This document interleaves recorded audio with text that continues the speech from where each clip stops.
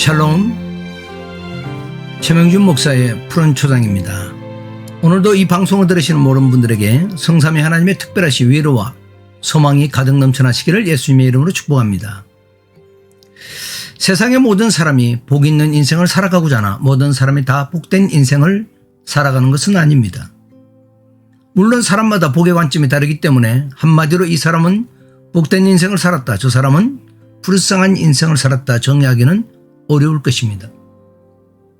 그러나 우리가 분명히 알아야 할 것은 우리는 세상과는 다른 관점이어야 한다는 것입니다.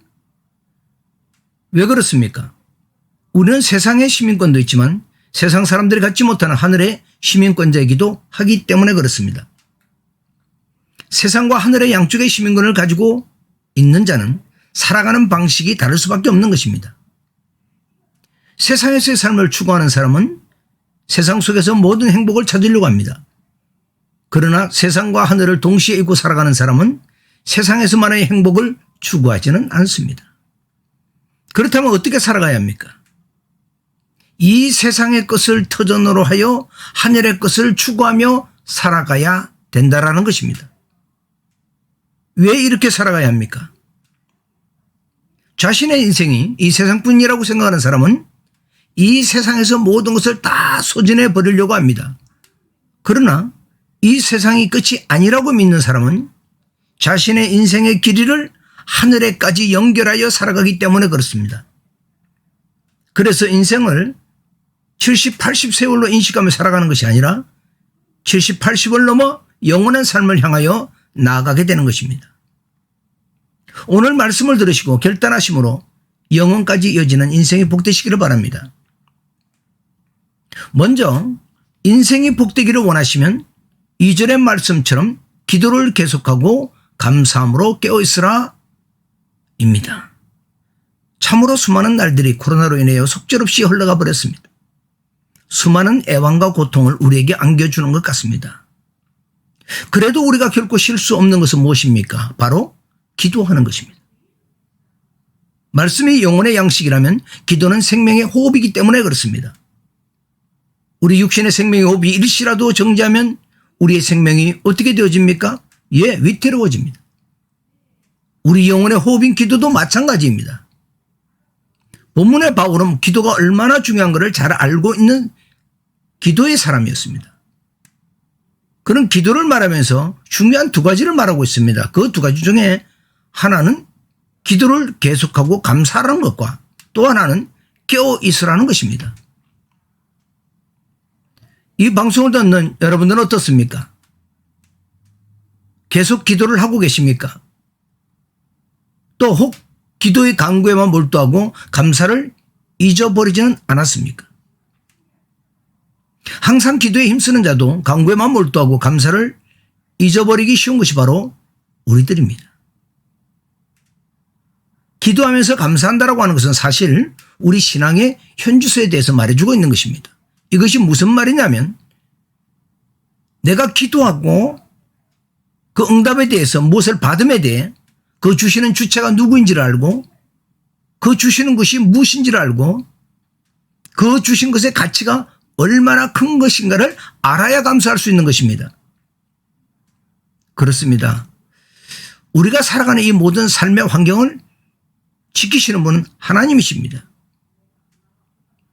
또 우리가 필요한 조건마다 그 필요한 조건을 충족시켜 주시는 분도 하나님이십니다.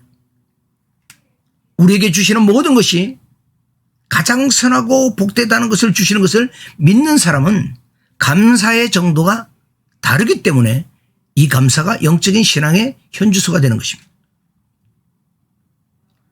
데살로니가전서 5장 18절에 보면 범사에 감사하라. 이것이 그리스도 예수 안에서 너희를 향하신 하나님의 뜻이니라 말씀합니다.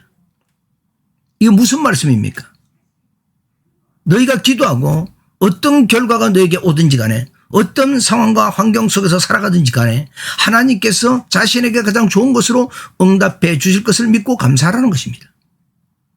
기도하는 것은 인간의 의무이지만 기도의 응답은 전적으로 하나님께 있고 그 응답은 최선의 것이라는 믿음의 고백이 바로 감사와 연결되는 것입니다. 서로 하나님께서 침묵하시는 때에도 우리는 감사해야만 할 것입니다. 왜 그렇습니까? 지금은 침묵하셔도 우리에게 항상 선하고 복된 길로 인도하시기 때문이며 하나님께서 인도하시는 그때가 가장 좋은 때이기 때문에 그렇습니다. 또한 우리가 기도함에 있어 깨어 있어야 한다는 것입니다. 기도에도 응답이 없을 때 낙심할 수 있습니다. 영적인 무력감이나 피곤함에 빠질 수도 있을 것입니다. 그러나 하나님께서 가장 귀하고 좋은 것으로 하나님의 때에 응답하시라 믿는 믿음의 사람은 이런 좌절과 무력감에 빠지지 않습니다. 그런 여러분들이 되시기를 원합니다. 그러므로 언제든지 우리는 깨어있어 자신의 들을 길을 열어놓는 것이 중요하다는 것입니다. 하나님을 인식하고 살아계서 역사하심을 믿고 항상 기도하며 살아가는 이런 인생들이 복된 인생을 살아갈 수 있게 되는 것입니다. 두 번째는 인생이 복되기를 원하시면 지혜로 행하여 세월을 아끼라 하고 5절에서 말하고 있습니다. 바울은 본문에서 세상에 대하여 불신자에 대하여 지혜롭게 처신하라고 권면하고 있습니다. 여기서의 지혜는 무엇입니까? 하나님이 주신 지혜로서 성경에 기초한 삶의 원리로 살아가라는 것입니다. 그 가운데서 제일 중요한 것이 있는데 그것은 시간을 잘 관리하라는 것입니다. 그렇습니다. 하나님이 말씀하신 삶의 원리를 따라 살아야지 세상 속에서 그들과 동화되어 허망하게 세월을 낭비하지 말아야 함을 말하고 있는 것입니다. 만약에 이러한 삶을 살아간다면 어떤 결과를 가져오게 될까요? 성도들의 지혜롭지 못한 행동은 성도로서 그리스도인으로서 하나님의 자녀로서의 정체성을 상실하게 되어집니다. 이 정체성을 상실하게 되면 자신이 가야 할 길을 잃어버리게 됩니다. 갈 바를 알지 못하게 세상과 육신에 이끌려 허망한 인생을 살아가게 되는 것입니다. 또한 이것으로 끝나는 것이 아니죠. 성도들의 빗된 행실을 보고 주 안으로 들어와야 할 불신자들이 구원을 얻을 수 있는 기회조차 박탈해버리게 되는 결과를 초래할 수 있다는 것입니다. 그러므로 본문의 말씀은 우리를 이렇게 인도하고 있습니다. 세월을 아끼라. 이것을 원어로 보면요. 세월이라는 말은 카론이라는 말로서 어떤 세월을 말하는 것이냐면 불신자를 향한 전도의 적절한 때를 말합니다. 아끼라는 말은 엑사고라 조마에라는 말로 되사다라는 말인데 이것은 어떤 것을 자신이 소유하기 위하여 그것의 대가를 지불하고 타인에게서 자신의 소유권 아래로 옮기는 것을 가리킵니다.